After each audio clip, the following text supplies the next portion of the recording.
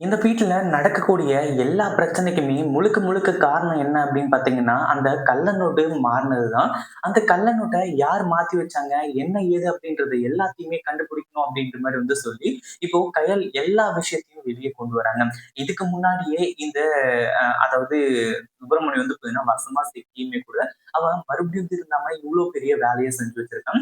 அதுல முக்கிய ஒரு காரணமா அதாவது மூல காரணமா இருந்தது யாரு அப்படின்னு பார்த்தீங்கன்னா, அதாவது இந்த அதாவது அவங்க பெரியம்மா இருக்காங்க இல்லையா வடிவு, அவங்க தான் பார்த்தீங்கன்னா, இது எல்லாத்தையுமே பக்காவா பிளான் பண்ணி சொன்னாங்க. அதே மாதிரி அந்த அ அதாவது சுப்பிரமணியம் பார்த்தீங்கன்னா, அந்த பணத்த ஆட்டைய போட்டு அங்க பார்த்தீங்கன்னா, கள்ள நோட்டு வச்சான். இது எல்லாத்தையுமே கண்டுபிடிச்சதுக்கு அப்புறமா, இப்போ குடும்பமா சேர்ந்து இந்த சுப்பிரமணியையும், வடிவையும் அடி அடின்னு அடிச்சு வெளுத்து கட்டுறாங்க.